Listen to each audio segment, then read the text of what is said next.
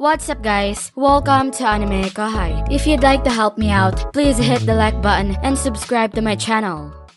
Even though all of the land belonged to him, the regional management was split up among the nobility. The treatment of the vassal states remained at the mercy of the nobility. It was a common sight in the empire to see the margraves, who were in charge of the local regions, abusing the emperor's name for tyranny. The demon demanded the king's daughter as the price for its summoning. The king adamantly refused, but the head court magician, whose mind shattered the moment he saw the demon and went insane, complied with the demon's request. The demon possessed the princess's body with a sinister smile on its face. The king was furious, but his anger turned into terror as the demon, now in possession of a physical body, went on a rampage. When word of this little country's ruin reached the empire, they decided to subdue the demon. Had they acted any later, the world would have seen the birth of a second Gi Crimson. The beautiful lake turned scarlet, stained with the blood of the small country's inhabitants. This abominable incident was known ever since as the most tragic event to tarnish the history of the empire in the last few centuries. The lakeshore dyed scarlet incident was resolved by the armored corps, which had branches throughout the empire. That was how it was written in the official report. However, reality was often different. The main army was no match for the archdemon. Shinji, who was a medic in the subjugation force, had watched from afar as a battle between a small number of elite soldiers and the archdemon played out, ending with the defeat of said demon. Something about the entire incident was fishy. It was true that the nobles had been tyrants, but Shinji questioned the truth of the matter surrounding the attack the demon had led against the country's citizens. Besides, the empire's initial response was abnormally fast. Information about the incident was transmitted to the mainland of the empire, from which they decided to dispatch a subjugation force. Then the subjugation unit was organized. With this much time, the demon's incarnation would have been completed. However, that didn't happen. Shinji believed that the fact that the empire was able to prevent the demon's incarnation at the very last minute proved that the empire knew about the situation from the very beginning. But he didn't plan on telling anyone else about his conclusion. Witnessing the strength of those who fought the demon for himself, he realized that there were things in this world that you were better off not knowing. It's likely those people were top-ranking Imperial Guardians. Shinji firmly believed that he couldn't beat them no matter how hard he tried. He truly felt that he lived in a different world than them. This was what made him lose interest in ranked battles. Shinji took a deep breath to release his tension as Mark and Shin called out to him. Finished? Good job. Yeah, the report is over with. Let's take it easy until Master Gadra arrives. Sure. Anyway, Shinji, you're actually a survivor of the Lakeshore Dyed Scarlet? I'm glad that you survived. Well, all I did was play dead at that time and got away with it, but I think it was a fine play on my part, if I say so myself. No, just coming back alive is incredible. Less than 30% returned from that mission, huh? Yeah. I don't want to join anything like that ever again. For one thing, I ended up being completely useless as a medic back there. I mean, everyone who got hit died immediately, so I didn't even have a chance to do anything. That's why my priority was to just get the heck out of there. That's awful. Are archdemons that dangerous? For the demon that I saw, dangerous doesn't even begin to describe it. Actually, I felt like our eyes met, but I think it let me go. And those crimson eyes, I nearly wet myself just thinking about them. Shinji explained, laughing at their surprise.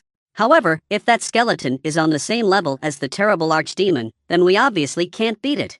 Are they really at the same level? Judging by their magicule amount, at least. They say the longer a demon lives, the stronger it becomes. The one I saw must have been on the older side. If not, then the higher-ups of the empire wouldn't have taken such measures, he was about to add, but stopped himself. Well, Shinji continued. Worrying about that won't solve anything. I heard they're working on a machine which can be used to measure the power of others, but it will probably be meaningless. That night, Albert was unbelievably strong for his magicule count.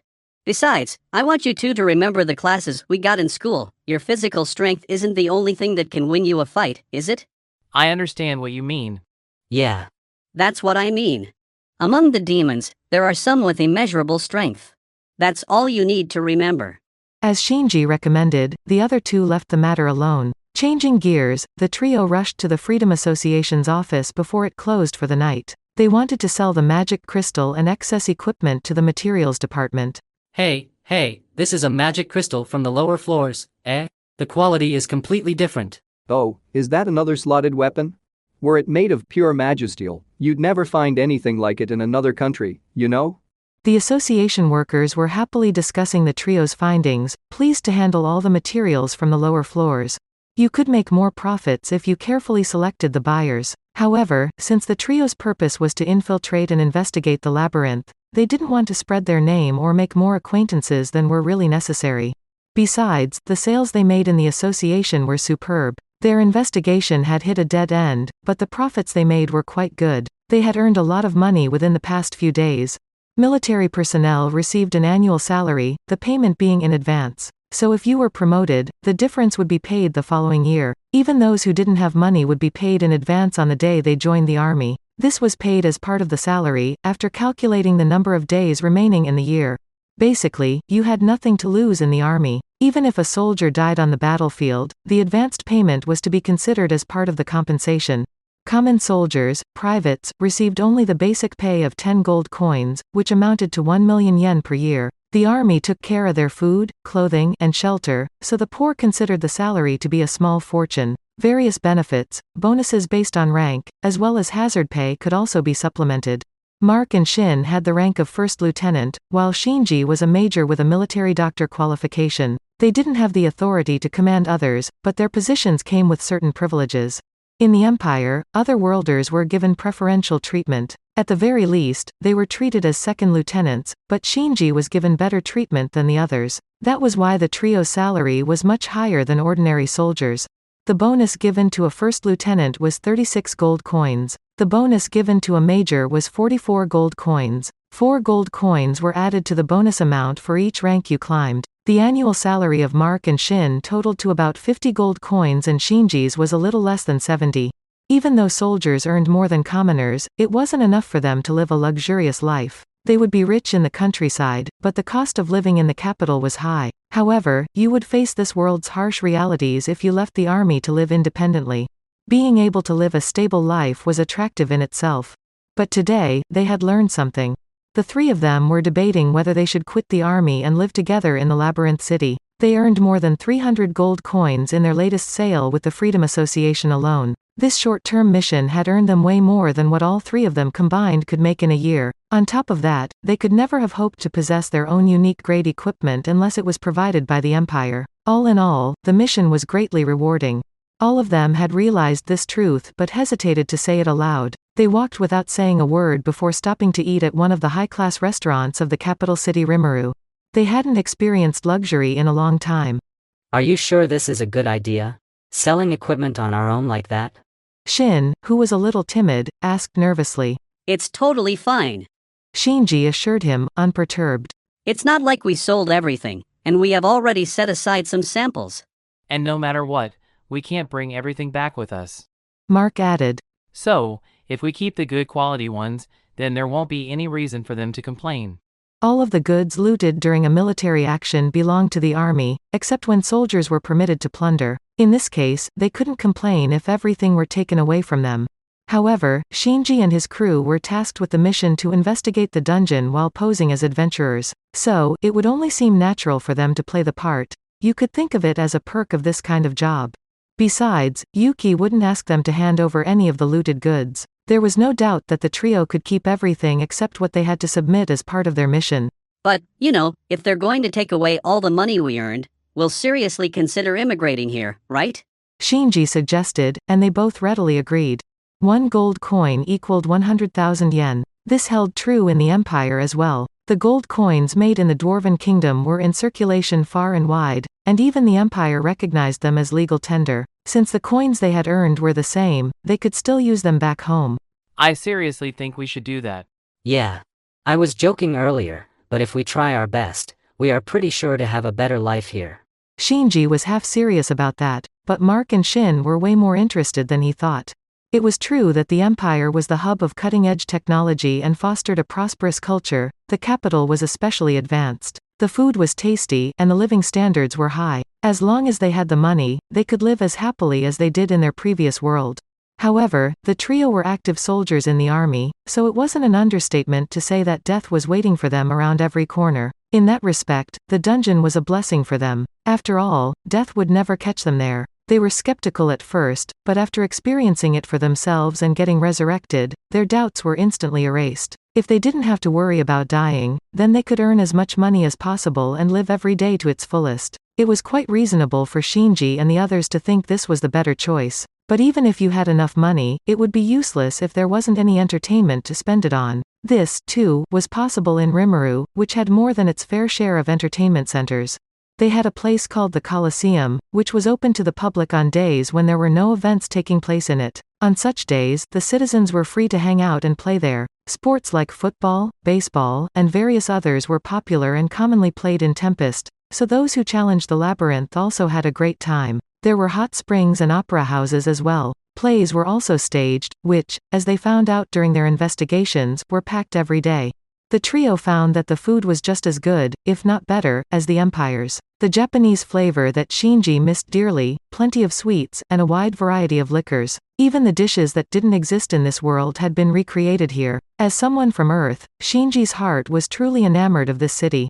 Frankly, they were obliged only to Yuki, and it seemed like Yuki himself didn't want to be hostile to Demon Lord Rimuru. So even if Shinji and his friends were to move to this country, they wouldn't really be considered traitors. Despite desertion in the face of the enemy ensuring us a death sentence, and the fact that we are currently on the eve of war, it's not like we are currently at war. I was thinking the exact same thing, Shinji. We can still resign from the army voluntarily, right? I think it depends on Yuki-san. Had war broken out, it would have been desertion, but fortunately, the situation was still peaceful. Depending on how you interpreted things, it wasn't impossible to retire and leave the army. The problem is the war, muttered Mark. This was the exact reason why they couldn't come to any concrete decision. There was no doubt a war was about to start, and this land would be directly subjected to its ravages. If it weren't for that, they would have already chosen to immigrate here. Which side do you think will win? Rather, if we were ordered to attack this city, what would we do? The three exchanged looks with one another. The food, which they found so tasty before, suddenly lost all its flavor. There were two reasons why they couldn't do such a thing. They had only stayed in the city for a short period of time, but it had already grown on them. The thought that this city would vanish disheartened them. That's it for this video, guys. Thank you for always watching my videos and supporting my channel. A big thanks to the AnimeKouhai patrons who made this video possible.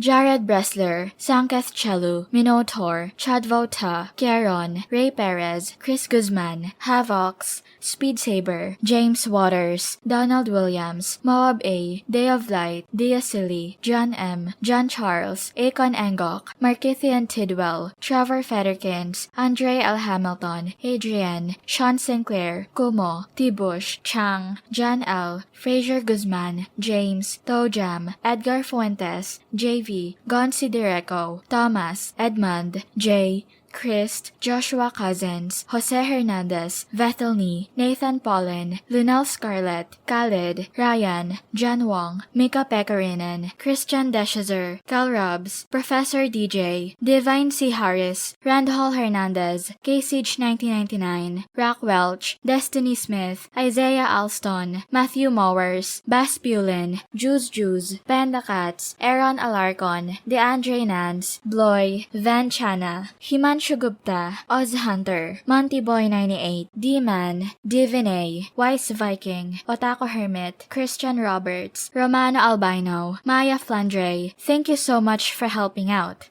I'll see you guys in the next video.